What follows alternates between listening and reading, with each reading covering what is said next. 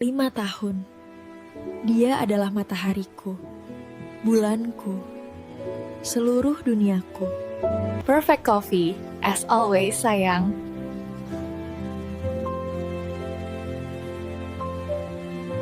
Hanya untuk suamiku yang pekerja keras.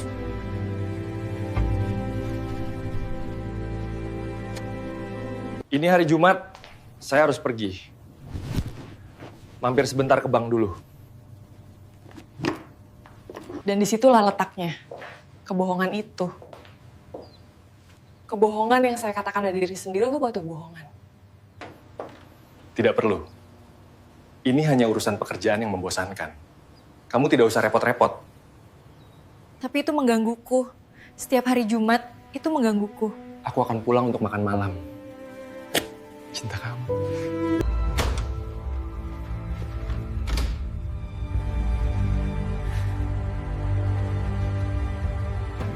Bang, selalu bang. Aku menyesap aroma kopi yang menguar dari cangkir di tanganku. Membiarkan kehangatannya sedikit menenangkan gemuruh halus yang mulai bangkit di dadaku. Sinar matahari pagi menerobos masuk melalui celah gorden jendela dapur, menciptakan garis-garis cahaya yang jatuh tepat di atas meja makan kayu jati kami. Seharusnya, ini adalah pagi yang sempurna. 5 tahun sudah aku dan Arif membina rumah tangga ini. 5 tahun yang terasa seperti mimpi indah yang tak ingin aku akhiri. Arif adalah definisi suami idaman bagi banyak wanita. Dia bukan hanya tampan dan mapan, tetapi juga memiliki kesabaran seluas samudra. Dia adalah tipe laki-laki yang akan memijat kakiku sepulang kerja tanpa diminta, atau yang akan bangun tengah malam hanya untuk mengambilkan segelas air saat aku terbatuk. Tidak pernah ada suara tinggi, tidak pernah ada piring terbang, dan kasih sayangnya tak pernah surut barang setetes pun. Kecuali satu hal, satu celah kecil yang kian hari kian mengangal lebar di mataku. Hari Jumat, aku melirik jam dinding yang berdetak monoton. Pukul 9 pagi. Hari ini, Arif mengambil cuti setengah hari, seperti Jumat-Jumat sebelumnya. Rutinitas yang sudah berjalan selama 6 bulan terakhir. Dia sedang bersiap-siap di kamar, mengenakan kemeja rapi dan menyemprotkan parfum favoritnya. Wanginya yang maskulin dan menenangkan, wangi yang biasanya membuatku merasa aman, kini justru memicu alarm di kepalaku. Sayang, dasiku yang biru di mana ya? Suara bariton itu membuyarkan lamunanku. Aku menoleh, mendapati Arif berdiri di ambang pintu kamar dengan senyum hangatnya yang khas. Senyum yang bisa meluluhkan hati siapa saja. Aku bangkit, berjalan menghampirinya, dan mengambil dasi biru navy dari gantungan di dalam lemari. "Di sini, Mas," ujarku sambil melingkarkan kain sutra itu ke kerah kemejanya.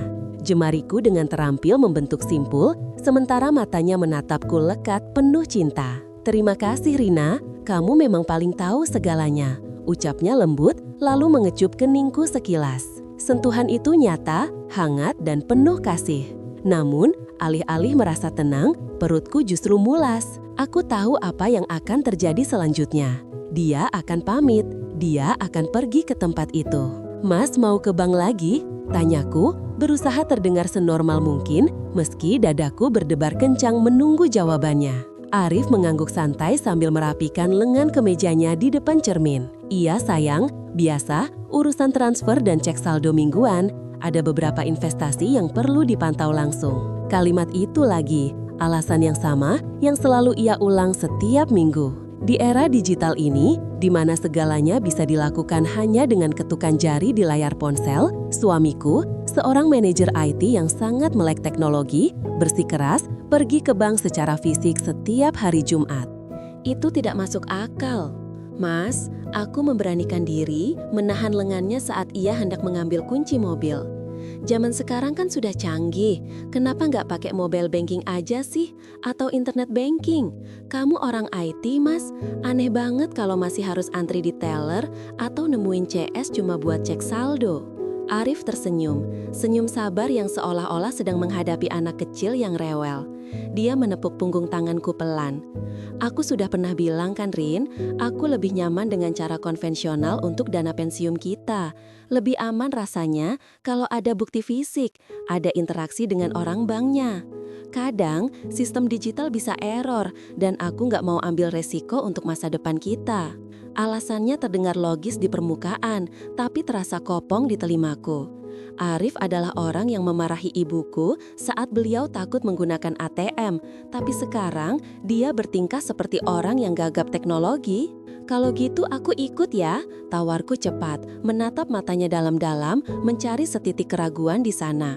Sekalian aku mau belanja bulanan di supermarket sebelah bank itu, nanti pulangnya kita bisa makan siang bareng. Perubahan di wajahnya sangat tipis, nyaris tak terlihat jika aku tidak sedang mengamatinya dengan saksama. Ada ketegangan mikro di sudut bibirnya, kedipan matanya menjadi sedikit lebih cepat. Hanya sedetik, sebelum topeng ketenangannya kembali terpasang sempurna. Jangan sayang, tolaknya halus namun tegas. Bang pasti rame jam segini, apalagi ini Jumat. Kamu nanti capek nungguin aku. Kasian kalau kamu harus berdiri lama atau bosan di ruang tunggu. Mending kamu di rumah, istirahat atau nonton drakor kesukaanmu. Aku nggak akan lama kok. Tapi aku nggak keberatan nunggu mas, desaku. Kali ini sedikit nada putus asa menyusup dalam suaraku. Arif memegang kedua bahuku, menatapku dengan tatapan yang seolah memohon pengertian. Rina, tolong ya, aku cuma mau ngurus ini dengan cepat dan fokus. Kalau ada kamu, aku malah gak konsentrasi karena mikirin kamu bosan atau capek. Nanti aku belikan martabak manis kesukaanmu pas pulang, oke? Selalu begitu. Dia menutup argumen dengan tawaran manis, membuatku merasa bersalah jika terus mendesak. Seolah-olah akulah istri yang penuntut dan tidak pengertian. Aku menghela napas panjang, menyerah untuk kesekian kalinya. Ya sudah, hati-hati di jalan, ucapku lirih. Aku sayang kamu, katanya, lalu mencium pipiku sebelum berbalik dan melangkah keluar rumah dengan langkah ringan. Aku berdiri di ambang pintu, mematung. Aku melihatnya masuk ke dalam mobil SUV hitam kebanggaannya, melambai sekilas, lalu perlahan mobil itu menderu, meninggalkan pekarangan rumah kami yang asri. Pagar otomatis menutup perlahan, memisahkan aku dari kebenaran yang ia sembunyikan. Kecurigaan itu bukan lagi sekadar benih. Ia kini telah tumbuh menjadi tanaman liar yang menjalar, melilit jantungku hingga sesat. Apa yang sebenarnya dia lakukan? Pikiranku mulai berkelana liar ke tempat-tempat gelap yang selama ini ku coba hindari. Apakah dia punya wanita lain? Apakah dia menemui seseorang di sana? Atau jangan-jangan dia terlibat masalah keuangan, judi, utang piutang, atau mungkin bisnis ilegal? Tidak, Aris tidak mungkin seperti itu. Dia terlalu baik, dia terlalu lurus. Tapi bukankah penjahat paling lihai adalah mereka yang paling pandai menyembunyikan wajah aslinya? Aku kembali masuk ke dalam rumah yang mendadak terasa terlalu sunyi dan terlalu luas. Mataku tertuju pada ponselku yang tergeletak di meja. Rasa ingin tahu itu membakar akal sehatku. Selama ini aku selalu menghormati privasinya. Aku tidak pernah mengecek ponselnya, tidak pernah membuka dompetnya, tidak pernah mempertanyakan kemana ia pergi, karena kepercayaan adalah fondasi pernikahan kami. Tapi kepercayaan itu butuh kejujuran, dan firasatku mengatakan kejujuran Arif sedang terdistorsi. Setiap Jumat, selalu sendirian, menolak ditemani, menolak teknologi. Aku berjalan mondar-mandir di ruang tengah. Bayangan Arif sedang tertawa dengan wanita lain di sebuah kafe dekat bank. Atau Arif yang masuk ke ruangan tersembunyi untuk transaksi gelap terus berputar di kepalaku seperti film rusak. Mungkin aku yang terlalu paranoid, gumamku pada diri sendiri, mencoba menepis rasa curiga. Mungkin dia benar-benar hanya ingin memastikan tabungan kami aman. Tapi hati kecilku berteriak lain. Insting seorang istri jarang salah. Ada sesuatu yang tidak beres. Getaran aneh saat dia menolakku tadi, kilatan panik yang ia coba sembunyikan, itu bukan reaksi seorang suami yang hanya ingin pergi ke bank biasa. Aku mengambil ponselku, menatap layar yang gelap. Jari-jariku gemetar. Haruskah aku menyusulnya diam-diam? Jarak ke bank pusat yang sering ia sebutkan itu hanya sekitar 30 menit dari sini. Jika aku memesan taksi online sekarang, mungkin aku masih bisa melihat mobilnya di parkiran. Namun, ketakutan menahanku. Bukan takut ketahuan, melainkan takut pada apa yang mungkin akan kutemukan. Bagaimana jika kecurigaanku benar? Bagaimana jika di balik pintu bank itu, atau di tempat lain yang ia tuju, ada kehidupan lain yang Arif sembunyikan dariku? Apakah aku siap melihat rumah tangga bahagia ini hancur berkeping-keping di depan mataku sendiri?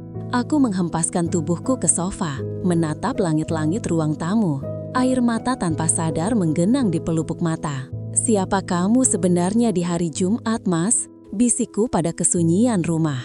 Keraguan ini menyiksaku, dan hari ini, untuk pertama kalinya, rasa ingin tahu itu mulai mengalahkan rasa takutku. Aku tidak bisa terus hidup dalam bayang-bayang ketidakpastian.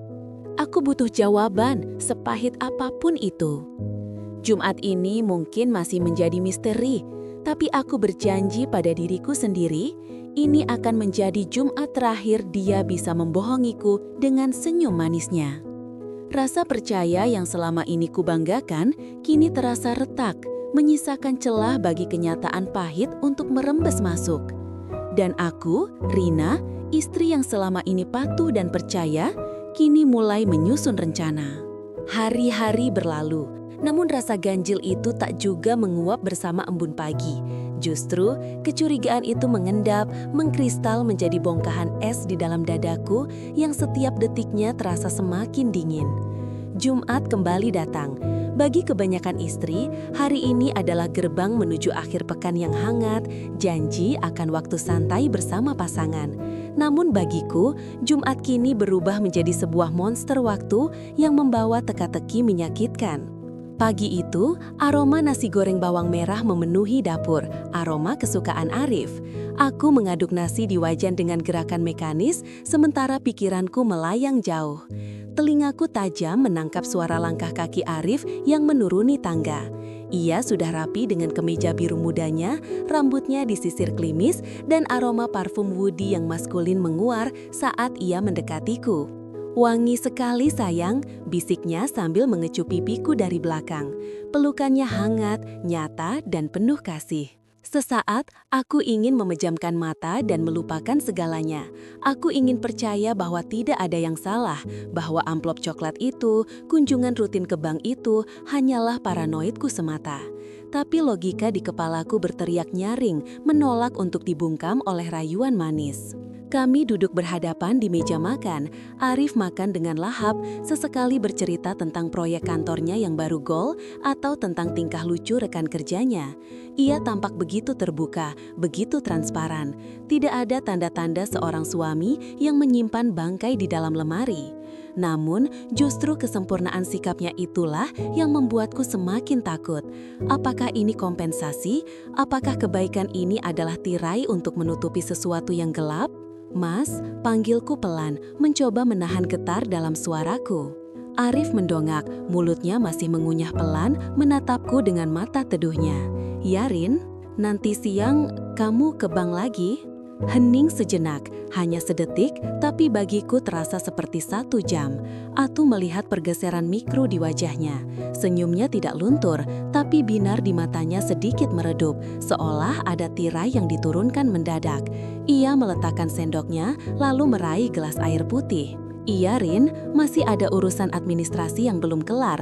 Kamu tahu kan, birokrasi bank kadang berbelit."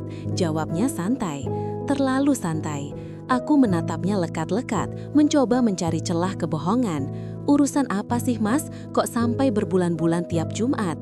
Kalau soal tabungan haji atau investasi, kan bisa aku bantu urus. Aku kan juga paham soal itu."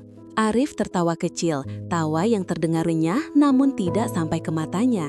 Ia mengulurkan tangan, menggenggam jari-jariku di atas meja. Kulitnya hangat, tapi hatiku terasa dingin. "Kamu ini rajin banget sih mau ngurusin kerjaan suami," guraunya mengelus punggung tanganku. "Bukan hal besar kok sayang. Cuma investasi kecil-kecilan buat masa depan kita nanti. Mas nggak mau repotin kamu. Kamu kan sudah capek urus rumah. Biar ini jadi urusan Mas ya. Nanti kalau sudah cair hasilnya, baru Mas kasih kejutan buat kamu." Alasan itu lagi. investasi, masa depan, kejutan, kata-kata manis yang dirangkai untuk membungkam keingintahuanku. Ia membangun benteng dengan senyuman, menyusun bata demi bata penolakan halus yang dikemas dalam bentuk perhatian. Tapi Mas, ia memotong lembut, lalu bangkit dari kursi dan mencium keningku lama. Mas berangkat dulu ya, nanti malam kita nonton film, oke? Kamu pilih filmnya. Tanpa menunggu jawabanku, ia meraih tas kerjanya dan melangkah keluar. Aku hanya bisa mematung di ambang pintu, menatap punggung tegap itu menghilang di balik pintu mobil. Mesin menderu dan mobil pun melaju meninggalkan perkarangan. Meninggalkan aku sendiri dengan ribuan pertanyaan yang beranak pinak di kepala. Sepeninggal Arif, rumah terasa begitu besar dan sunyi. Aku mencoba menyibukkan diri, mencuci piring, menyapu lantai yang sebenarnya sudah bersih, hingga melipat ulang baju-baju di lemari. Namun, setiap sudut rumah ini seakan mengejek ketidaktahuanku. Saat aku merapikan laci meja kerja Arif di kamar, tanganku gemetar. Aku tahu aku melanggar privasinya, tapi rasa penasaran ini membunuhku pelan-pelan. Aku mencari jejak, slip setoran, buku tabungan lain, surat tagihan, apa saja. Namun nihil. Laci itu rapi, hanya berisi dokumen-dokumen standar rumah tangga dan kantor. Ketiadaan bukti justru menjadi bukti bagiku bahwa ia sangat rapi menyembunyikannya. Pikiranku mulai liar berkelana ke tempat-tempat yang menakutkan. Mungkinkah ada wanita lain? Apakah uang itu untuk menghidupi keluarga rahasia? Atau jangan-jangan Arif terjerat hutang pinjaman online dan sedang berusaha menutupinya mati-matian? Atau judi? Setiap skenario terasa lebih mengerikan dari yang sebelumnya. Bayangan Arif tersenyum pada wanita lain di sebuah kafe setelah dari bank, atau Arif dimaki-maki penagih hutang berputar-putar di kepalaku seperti film rusak. Aku merasa ada tembok kaca yang tebal di antara kami, tembok tak kasat mata yang perlahan meninggi setiap hari Jumat. Aku bisa melihatnya, aku bisa menyentuhnya, kami masih tertawa dan berbagi ranjang yang sama, tapi aku tidak bisa benar-benar menjangkaunya. Ada bagian dari dirinya yang ia kunci rapat-rapat di ruang kedap suara, tempat di mana aku dilarang masuk. Cinta Arif tak pernah pudar, aku merasakannya. Ia masih suami yang siaga, yang memijat kakiku saat aku lelah, yang selalu mendengarkan keluh kesahku. Tapi rahasia ini menciptakan celah. Celah kecil yang jika dibiarkan, aku takut akan menganga menjadi jurang pemisah yang tak bisa lagi kami lompati. Sore harinya, Arif pulang tepat waktu. Ia membawa martabak manis kesukaanku. Wajahnya cerah seolah beban dunia telah diangkat dari pundaknya. Perbedaan ekspresinya sangat kontras dengan mendung yang menggelayut di hatiku seharian ini. "Sayang, ini martabak keju susu spesial," ujarnya riang saat masuk ke ruang tengah. Aku memaksakan senyum palsu yang terasa kaku di wajahku. "Makasih, Mas." Kami duduk di sofa, menonton televisi seperti yang ia janjikan. Arif merangkul bahuku, kepalanya bersandar ringan di samping kepalaku. Posisi kami begitu dekat, tak ada jarak fisik yang memisahkan. Namun saat aku melirik wajahnya yang damai menatap layar kaca, aku merasa ia berada ribuan kilometer jauhnya. "Enak martabaknya?" tanyanya tanpa menoleh. "Enak," jawabku singkat. Padahal di lidahku, rasa manis itu terasa hambar, tertutup oleh rasa pahit kecurigaan. Aku ingin berteriak, aku ingin mengguncang bahunya dan menuntut kejujuran. "Katakan padaku, Mas, apa yang kamu sembunyikan? Kenapa kamu membuatku merasa asing di rumahku sendiri?" Tapi kalimat itu tertahan di tenggorokan, tercekat oleh rasa takut. Aku takut jika aku bertanya terlalu keras, tembok tak kasat mata itu bukan hanya akan memisahkan kami, tapi akan runtuh dan menimpa kami berdua, menghancurkan rumah tangga yang selama ini kami bangun dengan cinta. Malam itu, di tempat tidur, aku memunggunginya. Arif memelukku dari belakang, nafasnya teratur mengenai tengkukku. "Selamat tidur, Rina. Mas sayang kamu," bisiknya sebelum dengkurnya mulai terdengar halus. Air mataku menetes membasahi bantal. "Aku juga sayang kamu, Mas," batinku lirih. "Tapi kenapa? Cinta saja rasanya tidak cukup untuk membuatmu jujur padaku." Dalam kegelapan kamar, aku menyadari satu hal yang menyakitkan. Musuh terbesarku saat ini bukanlah orang ketiga atau masalah ekonomi, melainkan ketidaktahuan.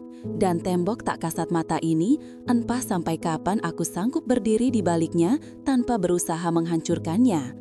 Aku butuh jawaban, dan aku berjanji pada diriku sendiri. Jumat depan, aku tidak akan hanya diam menunggu di rumah. Keheningan setelah pemakaman adalah jenis sunyi yang paling memekakkan telinga. Tamu terakhir baru saja pamit 5 menit yang lalu, meninggalkan aroma bunga sedap malam dan melati yang kini terasa menyesakkan, bukannya menenangkan. Aku berdiri di tengah ruang tamu yang mendadak terasa begitu luas, menatap jajaran kursi plastik sewaan yang belum sempat dibereskan. Di sanalah aku, Rina, seorang istri yang dalam sekejap mata berubah status menjadi janda, terombang-ambing dalam lautan duka yang tak bertepi. Dunia rasanya berhenti berputar, atau mungkin duniakulah yang hancur berkeping-keping, sementara dunia orang lain terus berjalan tanpa peduli. Baru seminggu yang lalu, Arif masih ada di sini, duduk di sofa favoritnya, menyesap kopi hitam dengan gula sedikit, persis seperti yang ia suka, sambil menertawakan berita politik di televisi. Ingatan tentang malam itu kembali menghantamku tanpa ampun, sebuah pukulan tak terduga yang merenggut nafas. Saat itu kami sedang berbincang ringan tentang rencana liburan akhir tahun. Arif tertawa, tawa yang renyah dan hangat, namun tiba-tiba tawa itu terhenti. Wajahnya pucat pasi, tangannya mencengkeram dada kiri dengan kuat, seolah ada tangan tak kasat mata yang meremas jantungnya dari dalam. Gelas kopi di tangannya jatuh, pecah berantakan di lantai, seirama dengan jeritanku yang memanggil namanya. Mas Arif. Semuanya terjadi begitu cepat, seperti montase film yang diputar dengan kecepatan ganda.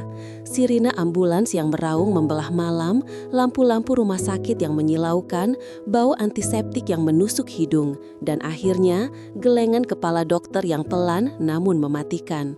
Serangan jantung masif. Tidak ada tanda-tanda sebelumnya, tidak ada peringatan.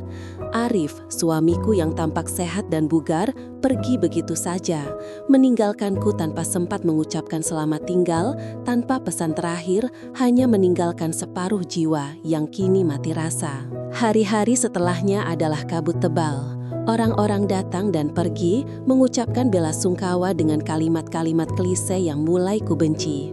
Yang sabar ya Rin, atau Arif orang baik, Tuhan lebih sayang padanya. Aku hanya mengangguk kosong, menyalami tangan-tangan yang terasa asing, sementara pikiranku masih tertinggal di ruang gawat darurat malam itu. Aku marah pada takdir, marah pada dokter, bahkan marah pada Arif karena berani-beraninya dia meninggalkanku sendirian menghadapi dunia yang kejam ini. Kini saat rumah benar-benar sepi, realitas itu menancap lebih dalam. Aku berjalan gontai menuju kamar tidur kami, ralat kamar tidurku sekarang. Aroma tubuh Arif masih tertinggal di bantalnya, campuran wangi mask dan tembakau ringan yang selalu menjadi candukku. Aku memeluk bantal itu erat-erat, membenamkan wajahku di sana, dan menangis hingga mataku bengkak dan tenggorokanku perih. Rasa kehilangan ini bukan sekedar sedih, ini adalah amputasi. Sebagian diriku telah hilang. Malam merayap lambat. Aku tidak bisa tidur. Mataku menatap langit-langit kamar yang gelap, mencoba mencari jawaban yang tidak pernah ada. Dalam kesendirian yang menyiksa ini, otakku mulai memutar ulang kepingan-kepingan kenangan kami, mencari penghiburan, namun justru menemukan sesuatu yang mengganjal, sesuatu yang selama ini kuabaikan karena kepercayaan butaku padanya. Mataku tertuju pada kalender duduk di nakas samping tempat tidur. Hari ini, hari Jumat. Jumat, sebuah memori spesifik yang selama ini tersimpan di sudut pikiran sebagai rutinitas biasa, mendadak muncul ke permukaan dengan aura yang berbeda. Itu adalah kebiasaan Arif, sesuatu yang selalu ia lakukan setiap minggu tanpa absen selama 3 tahun terakhir pernikahan kami. Setiap hari Jumat, sepulang kerja atau saat jam istirahat panjang, Arif selalu pergi ke bank. Mau kemana mas? Kok rapi banget padahal cuma mau makan siang? Tanyaku suatu kali, bertahun-tahun yang lalu. Arif tersenyum, senyum yang selalu bisa meluluhkan hatiku, sambil membetulkan kerah kemejanya. Biasa, Rin, ke bank sebentang, ada urusan. Zaman sekarang kan semua sudah online, Mas. Kenapa harus repot-repot ke kantor cabang segala? Protesku waktu itu. Lebih karena ingin dia segera pulang untuk menemaniku nonton film daripada benar-benar curiga. Ada hal-hal yang lebih aman diurus tatap muka, sayang. Investasi masa depan buat kita juga. Jawabnya santai, lalu mengecup keningku sebelum pergi. Investasi masa depan. Kalimat itu terngiang lagi di telinaku. Namun kali ini nadanya terdengar sumbang. Aku bangkit dari tempat tidur, didorong oleh gelisah yang tak bisa kujelaskan. Menyalakan lampu kamar, aku berjalan menuju meja kerja Arif di sudut ruangan. Meja itu masih berantakan, penuh dengan kertas-kertas pekerjaan yang belum sempat ia selesaikan. Selama masa berkabung, aku tidak berani menyentuhnya, takut menghapus jejak keberadaannya. Tapi, malam ini, rasa penasaran itu mengalahkan rasa takutku. Aku mulai membuka laci-lacinya, bukan untuk mencari harta karun, tapi mencari jawaban. Apa yang membuatnya begitu rajin ke bank setiap Jumat? Bank mana yang ia tuju? Dan investasi macam apa yang mengharuskan kehadiran fisik setiap minggu di era digital ini? Laci pertama hanya berisi alat tulis dan stapler. Laci kedua penuh dengan dokumen tagihan listrik dan air yang sudah dibayar. Tanganku gemetar saat meraih pegangan laci ketiga. Laci yang biasanya ia kunci. Namun, kuncinya menggantung di sana. Seolah Arif tahu dia tidak akan kembali lagi untuk menguncinya. Aku menarik laci itu terbuka. Kosong. Hampir kosong, tepatnya. Tidak ada tumpukan uang, tidak ada sertifikat tanah, tidak ada emas batangan. Hanya ada satu buku agenda kecil berwarna hitam usang yang tergeletak di sana. Jantungku berdegup kencang. Aku mengambil agenda itu. Kulitnya terasa dingin di telapak tanganku yang berkeringat. Dengan nafas tertahan, aku membutanya. Halaman-halaman awal berisi catatan pekerjaan biasa, rapat dengan klien, tenggat waktu proyek, nomor telepon rekan kerja. Namun, semakin ke belakang, polanya mulai terlihat. Setiap hari Jumat, selalu ada catatan yang sama. Bukan nama bank, bukan nominal uang.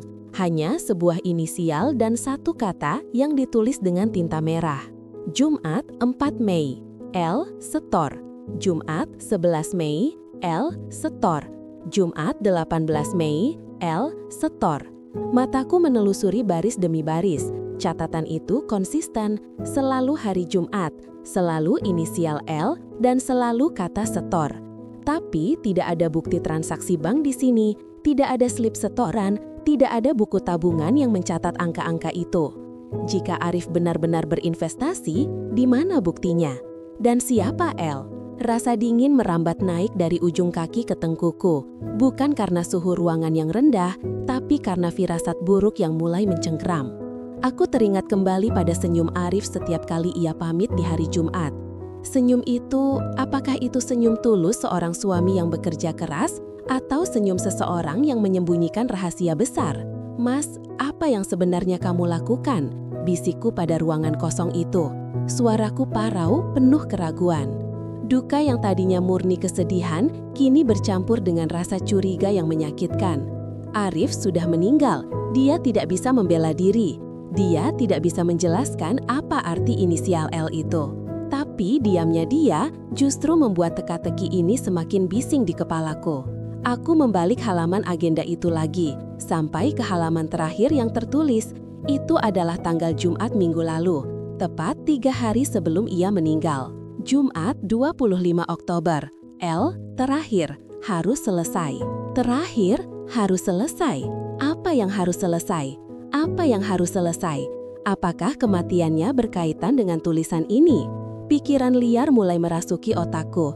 Serangan jantung itu, dokter bilang itu alami.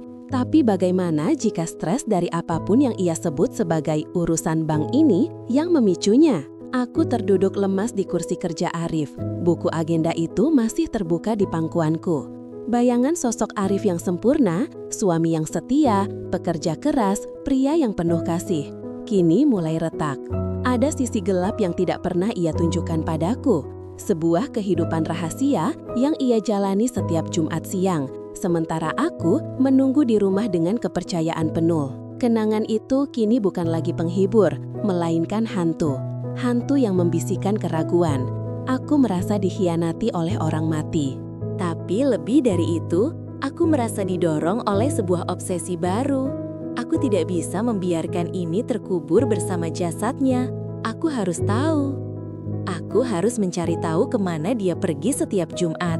Aku harus menemukan siapa El.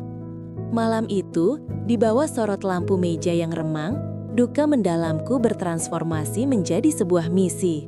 Aku menyeka air mata yang tersisa di pipi dengan punggung tangan.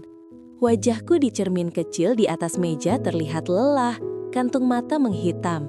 Namun ada kilatan baru di mataku, kilatan tekad.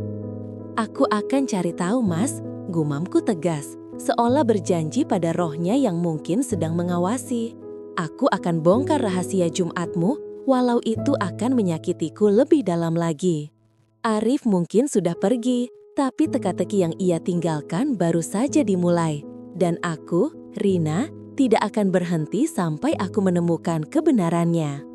Gedung bank itu menjulang katu di hadapanku, dengan kaca-kaca gelap yang memantulkan bayangan kota yang sibuk. Kakiku terasa berat, seolah ada rantai tak kasat mata yang menahanku untuk tetap berdiri di trotoar panas ini.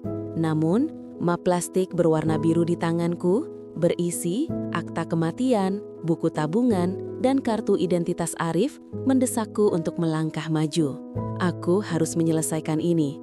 Aku harus tahu apa yang sebenarnya disembunyikan suaminya di balik gedung dingin ini. Begitu pintu kaca otomatis terbuka, hawa dingin dari pendingin ruangan langsung menyergap kulitku. Kontras dengan terik matahari Jakarta yang menyengat di luar. Bau khas kertas, tinta, dan pengharum ruangan artifisial memenuhi rongga hidungku. Suara ketikan keyboard, derit mesin penghitung uang, dan gumam percakapan rendah menciptakan simfoni birokrasi yang biasanya membosankan, namun hari ini terdengar seperti ancaman di telingaku. Aku mengambil nomor antrean dari mesin kecil di dekat pintu masuk. A12. Masih ada 3 orang lagi sebelum giliranku. Aku memilih duduk di kursi tunggu paling pojok, memeluk tas tanganku erat-erat, seakan itu adalah pelampung di tengah lautan badai. Mataku menyapu ruangan. Ini adalah bank yang lokasinya cukup jauh dari rumah maupun kantor Arif.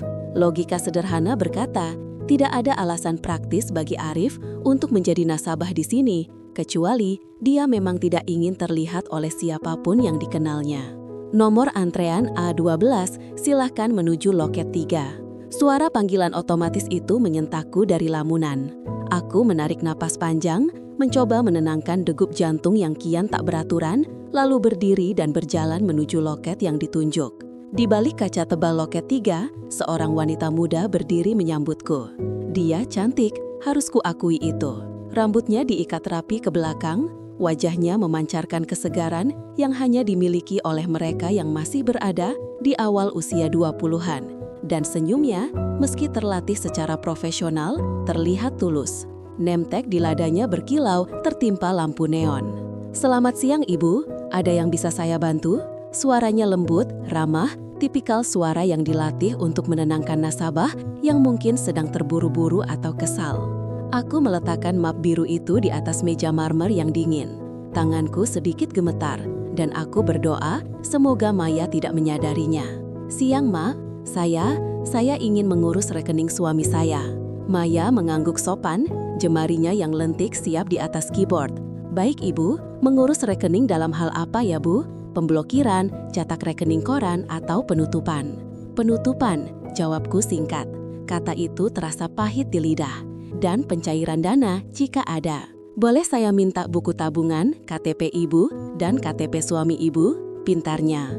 Aku membuka map itu, mengeluarkan buku tabungan berwarna hijau tua yang kutemukan tersembunyi di laci terkunci meja kerja Arif.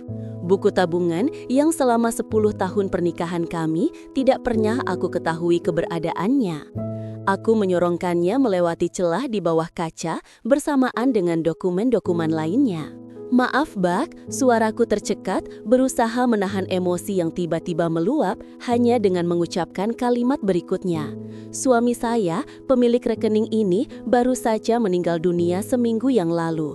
Jadi, saya ingin mengurus semuanya." Maya yang sedang membuka halaman pertama buku tabungan itu tiba-tiba membeku. Gerakan tangannya terhenti di udara. Matanya terpaku pada nama yang tertera di sana. Arif Prasetyo. Hening yang ganjil menyelimuti interaksi kami. Suara mesin penghitung uang di loket sebelah seolah menjauh, tergantikan oleh detak jam dinding yang terasa lambat. Maya tidak segera mengetik, dia tidak segera meminta surat kematian atau surat kuasa ahli waris seperti prosedur yang seharusnya. Dia hanya menatap nama itu. Perlahan, ia mendongak menatapku. Senyum profesional yang tadi menghiasi wajahnya lenyap tanpa bekas, digantikan oleh ekspresi yang sulit kubaca. Ada keterkejutan, ketidakpercayaan, dan sesuatu yang lain, sesuatu yang lebih dalam. Wajahnya yang tadi segar kini memucat dengan cepat, seolah darah di tubuhnya baru saja disedot habis. "Bapak Arif?" tanyanya, suaranya bergetar halus, hampir seperti bisikan. Aku mengernyit, merasa ada yang salah dengan nada bicaranya. Itu bukan nada bicara seorang teller kepada nasabah asing. Itu nada bicara seseorang yang mengenal subjek pembicaraan. "Iya, Arif Prasetyo, itu suami saya."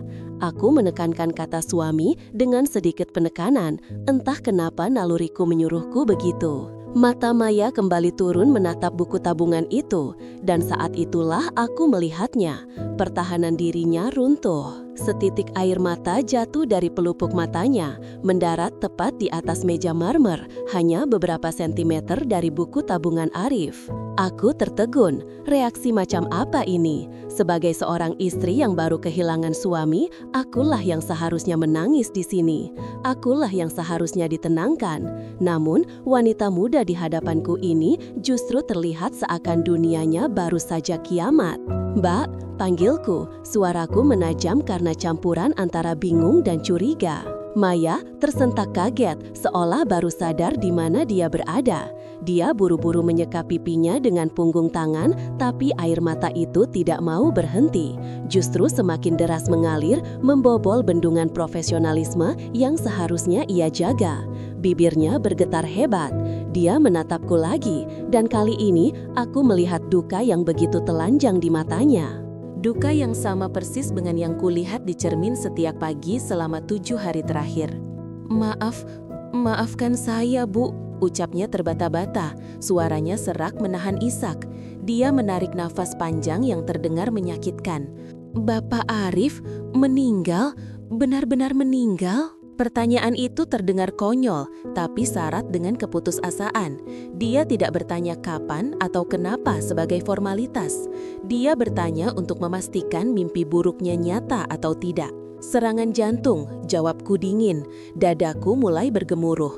Firasat buruk yang selama ini menghantuiku sejak menemukan buku tabungan itu, kini mulai membentuk wujud yang mengerikan. "Mbak kenal suami saya?" Maya tidak menjawab. Dia menutup mulutnya dengan satu tangan, berusaha meredam isakan yang mulai lolos. Bahunya terguncang.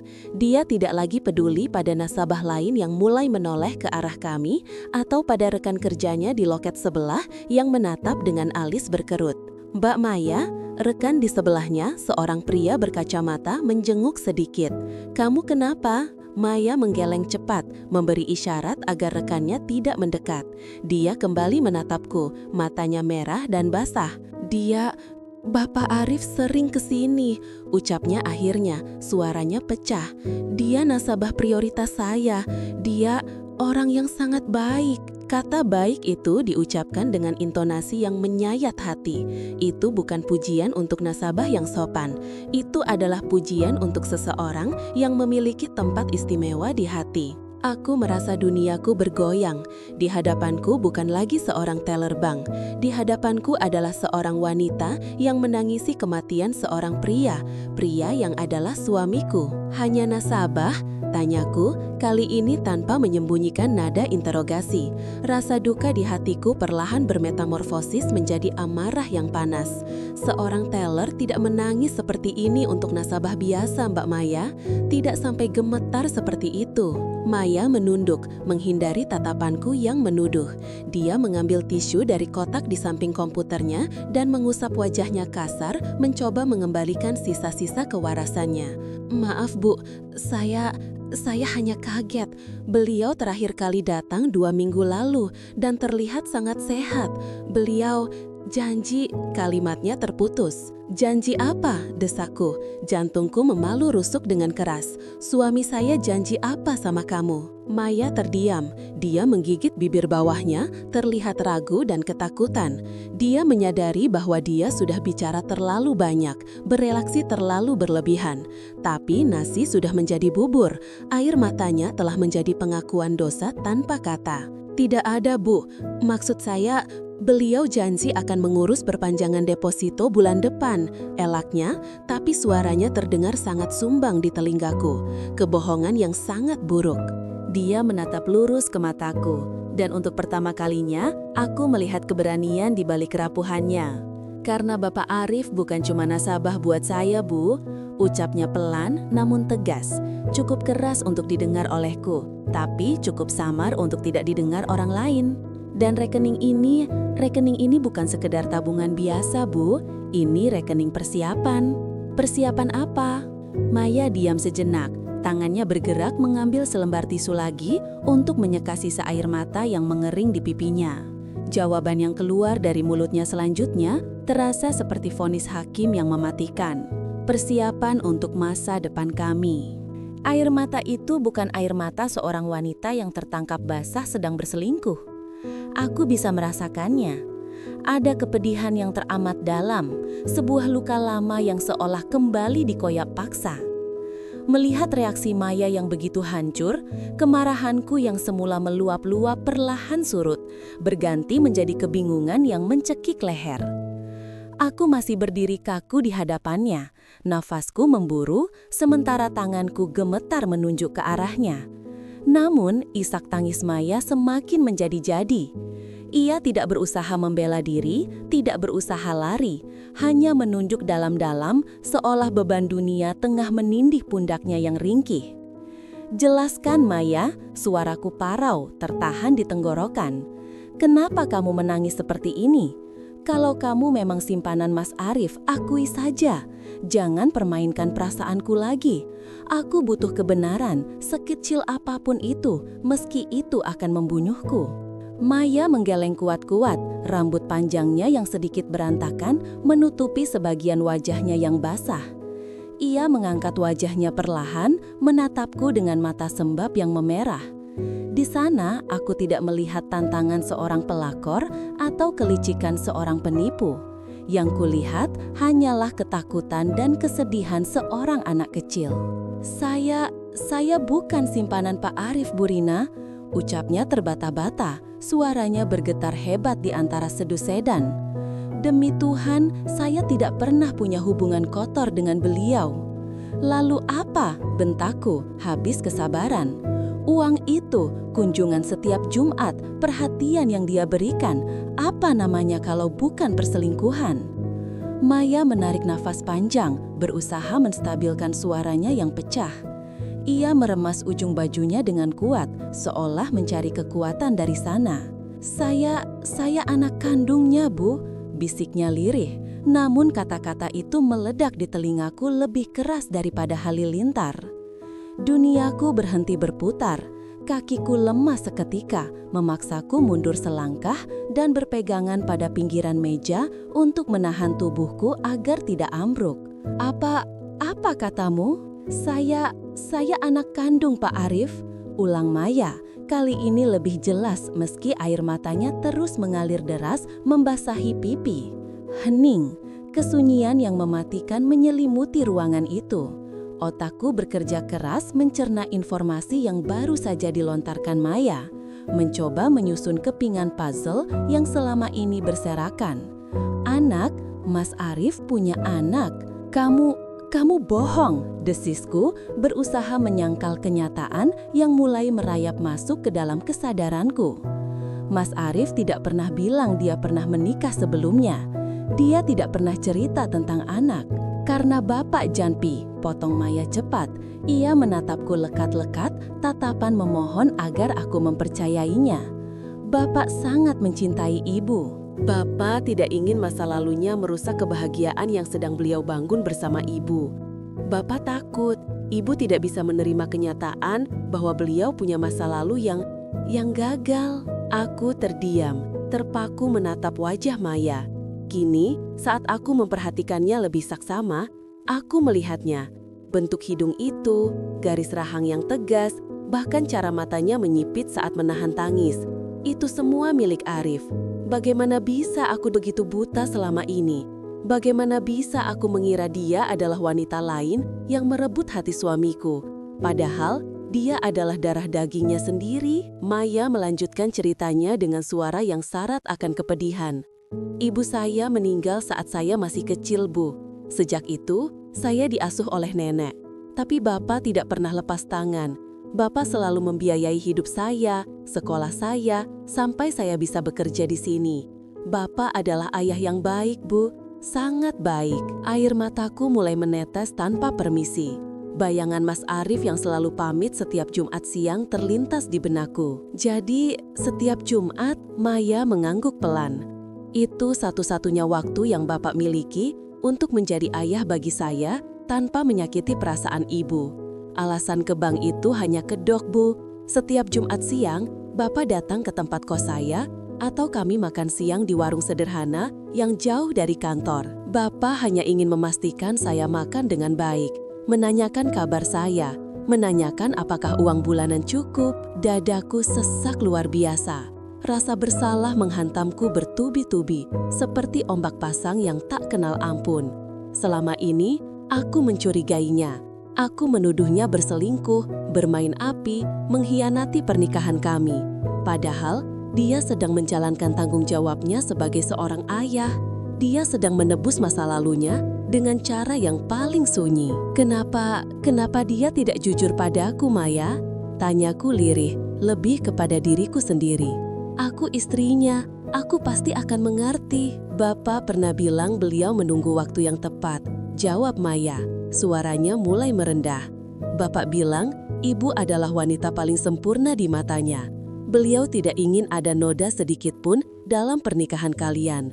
Bapak merasa bersalah karena memiliki masa lalu sebelum bertemu ibu, dan beliau takut jika ibu tahu keberadaan saya, ibu akan merasa terbebani atau berpikir bahwa cinta Bapak terbagi. Maya melangkah mendekatiku, lalu berlutut di kakiku. Tindakannya membuatku terlonjak kaget. Maafkan saya, Bu Rina. Maafkan keberadaan saya yang membuat ibu dan Bapak bertengkar. Saya sudah bilang pada Bapak untuk berhenti menemui saya agar ibu tidak curiga. Tapi Bapak bersikeras. Bapak bilang dia sudah gagal menjadi suami bagi ibu saya dulu. Dia tidak ingin gagal menjadi ayah bagi saya sekarang. Tapi dia juga tidak ingin gagal menjadi suami yang baik untuk Ibu Rina. Bapak terjebak, Bu. Aku menatap gadis muda yang bersimpuh di hadapanku ini. Gadis yang selama berminggu-minggu ini ku benci, ku curigai, dan ku tandai sebagai musuh dalam selimut. Kini, melihatnya menangis demi membela kehormatan ayahnya, suamiku, hatiku hancur berkeping-keping. Arif, suamiku yang pendiam itu, menanggung beban ini sendirian selama bertahun-tahun. Dia membagi hatinya bukan untuk wanita lain, melainkan untuk putrinya yang terbuang oleh keadaan. Dia rela berbohong, rela dicurigai, bahkan mungkin rela menanggung rasa bersalah setiap kali melihat mataku, hanya demi menjaga perasaanku agar tetap merasa menjadi satu-satunya wanita dalam hidupnya. Perlahan, aku menurunkan tubuhku, menyejajarkan diri dengan Maya. Tangan-tanganku yang gemetar meraih bahunya, memintanya untuk bangun. "Bangun, Maya," ucapku dengan suara serak. "Jangan seperti ini." Maya mengangkat wajahnya, menatapku dengan takut-takut. "Ibu tidak marah?" Aku menggeleng lemah. Air mataku tumpah semakin deras. Aku marah karena dia tidak mempercayaiku untuk membagi beban ini. Aku marah karena dia membiarkan dirinya menanggung rahasia ini sendirian sampai akhir hayatnya. Tapi, aku tidak bisa marah padamu, Nak. Kata Nak meluncur begitu saja dari bibirku, terasa asing namun juga menyakitkan. Gadis ini adalah bagian dari Arif yang tertinggal di dunia ini. Bagian dari laki-laki yang paling kucintai. Mas Arif, dia hanya ingin melindungiku. Isaku pecah. Dia bodoh, dia laki-laki bodoh yang sok kuat. Maya ikut menangis, namun kali ini ada sedikit kelegaan di matanya. Bapak sangat menyayangi ibu. Setiap kali bertemu, yang Bapak ceritakan hanya tentang ibu. Bagaimana masakan ibu, bagaimana ibu merawat rumah, bagaimana ibu membuatnya bahagia. Bapak selalu bilang, Maya, suatu hari nanti kamu harus jadi wanita hebat seperti Bu Rina. Mendengar itu, tangisku semakin tak terbendung. Rasa cemburu yang selama ini membakar hatiku padam seketika. Digantikan oleh rasa rindu yang teramat sangat pada sosok Arif. Semua kejanggalan itu, uang yang berkurang, waktu yang hilang, pesan-pesan singkat yang dihapus, semuanya bukan karena dia tidak mencintaiku. Justru karena dia sangat mencintaiku, dia rela menciptakan skenario rumit ini, Mas. Kenapa kamu harus berkorban dengan cara menyiksa dirimu sendiri dalam kebohongan? Aku menatap Maya lamat-lamat. Wajahnya adalah cerminan masa lalu Arif, tapi juga bukti dari kebaikan hatinya yang tak pernah ia pamerkan.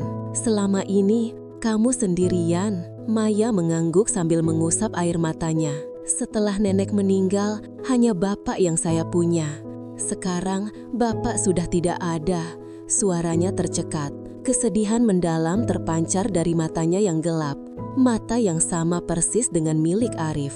Rasa iba menyergapku. Arif telah pergi, meninggalkan kami berdua.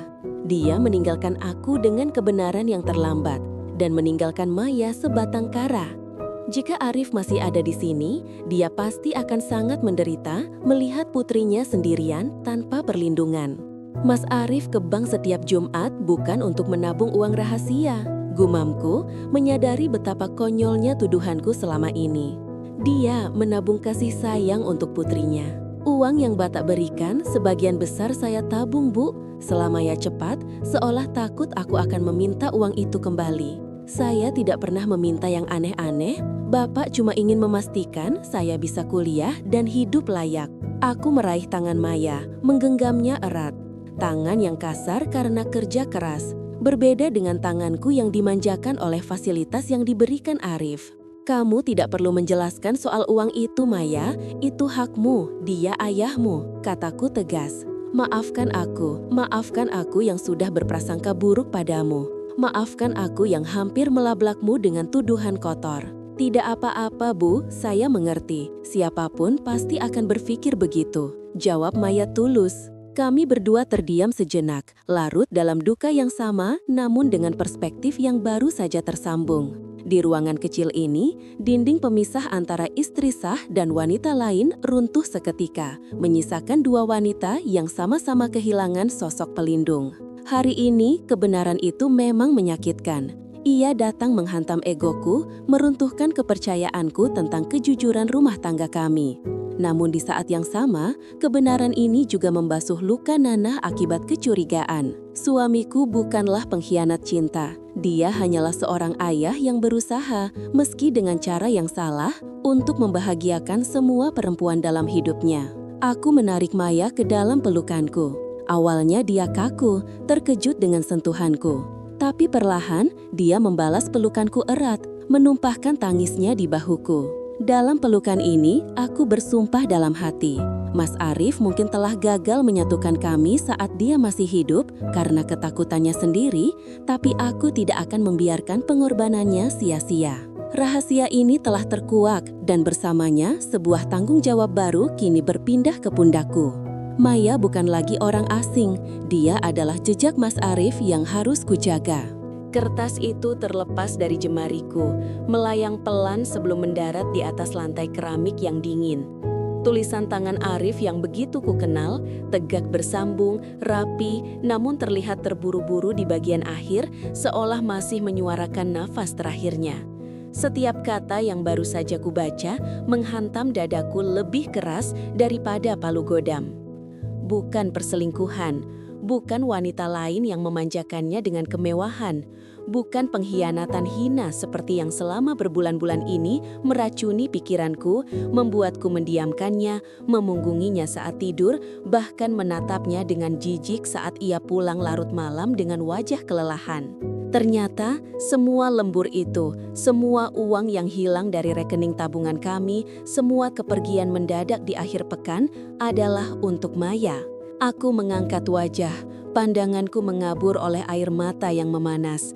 Di sudut ruangan duduk seorang gadis kecil berusia 7 tahun. Ia meremas ujung roknya yang lusuh dengan gelisah. Ia menunduk, takut menatapku. Tapi ketika ia sekilas mengangkat wajahnya, nafasku tercekat.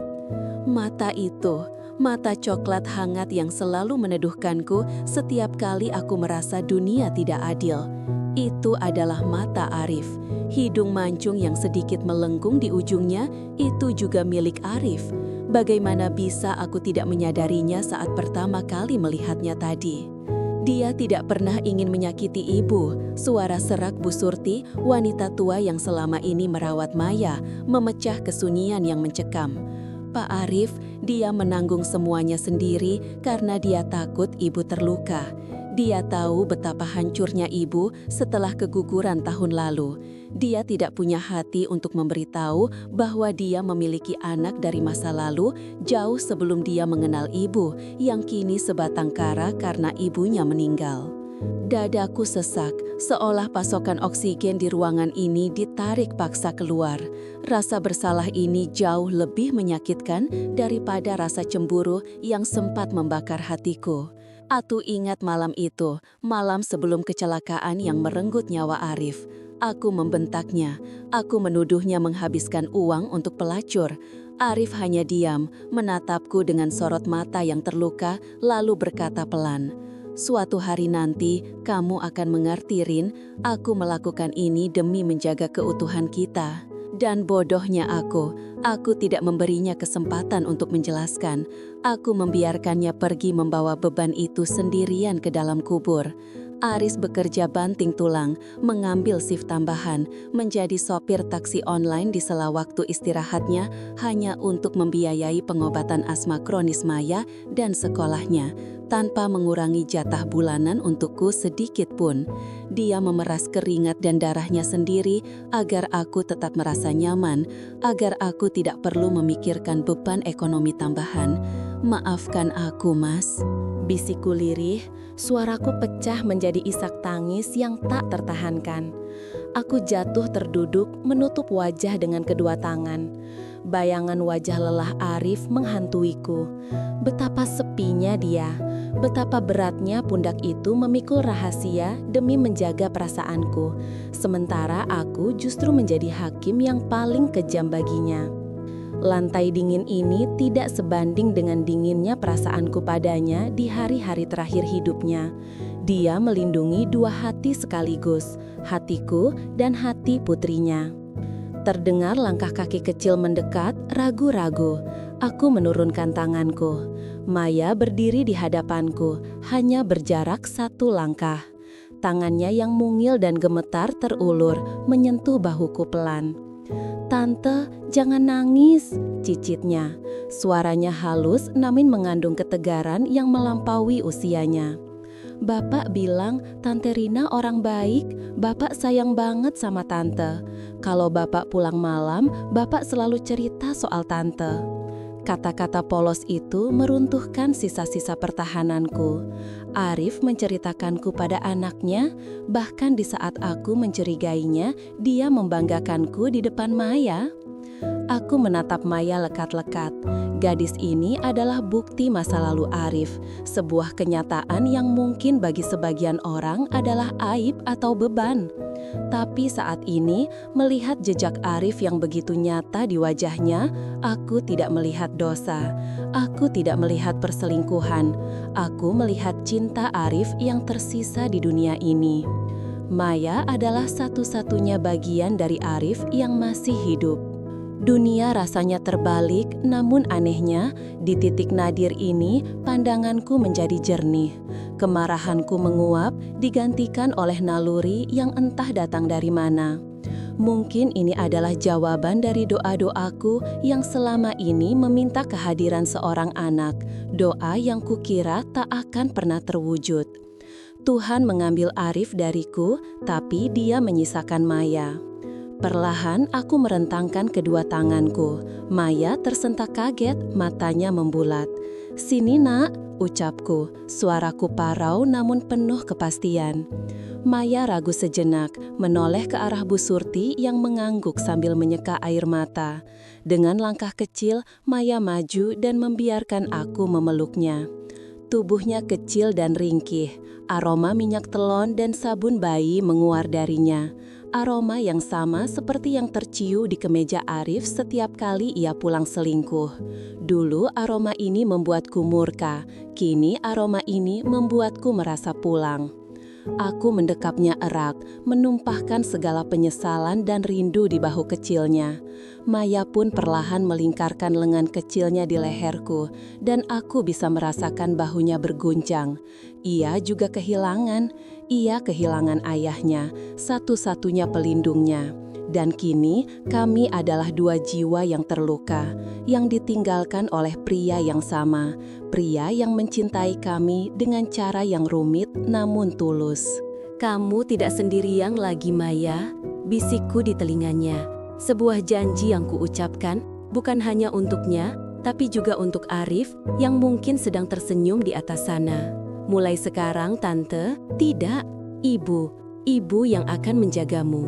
Kata ibu meluncur begitu saja dari bibirku, terasa asing namun tepat. Aku melepaskan pelukan kami dan menangkup wajah mungil itu. Kusapu air mata di pipinya dengan ibu jariku. Melihatnya, aku seperti melihat Arif tersenyum. Kepingan hatiku yang hancur berkeping-keping saat mendengar kabar kematian Arif, kini perlahan mulai menyatu kembali. Memang tidak akan pernah utuh sempurna seperti sedia kala, akan selalu ada retakan di sana, bekas luka dari rahasia dan kematian. Namun, kehadiran Maya menjadi perekat yang menguatkan retakan itu. Pengorbanan Arif tidak boleh sia-sia. Dia merahasiakan ini karena takut aku tidak bisa menerima. Maka, cara terbaik untuk menebus rasa bersalahku, cara terbaik untuk mencintainya setelah kematian, adalah dengan membuktikan bahwa ketakutannya salah, bahwa aku memiliki hati yang cukup luas untuk menerima bagian dari dirinya yang lain. Aku berdiri, lalu mengulurkan tangan pada Maya. Kali ini, tidak ada keraguan di matanya saat ia menyambut uluran tanganku. Genggaman tangan mungil itu terasa hangat, mengalirkan kekuatan baru ke dalam nadiku. "Ayo kita pulang, Maya," ajakku. "Pulang kemana, Bu?" tanyanya polos. "Ke rumah kita," jawabku tegas. "Di sana ada banyak foto Bapak. Nanti Ibu ceritakan betapa hebatnya bapakmu itu." Saat kami melangkah keluar dari rumah Bu Surti, matahari sore menyelinap di antara awan mendung, menyinari jalanan dengan cahaya keemasan yang hangat. Beban berat di pundakku terasa terangkat. Aku tahu hari-hari ke depan tidak akan mudah. Akan ada gunjingan tetangga, akan ada adaptasi yang sulit, dan rindu pada Arif akan selalu datang menyapa. Tetapi, untuk pertama kalinya sejak kematian Arif, aku tidak merasa kosong. Aku memiliki tujuan, aku memiliki amanah. Cinta tidak selamanya tentang memiliki secara utuh tanpa cacat. Terkadang, cinta adalah tentang memaafkan ketidaksempurnaan, memahami diam yang tak terucap, dan merangkul apa yang ditinggalkan. Di genggaman tangan kecil Maya, aku menemukan kembali hidupku yang sempat hilang. Arif mungkin telah pergi, tapi cintanya tetap hidup, tersambung kembali lewat detak jantung putri kecilnya yang kini berjalan di sisiku.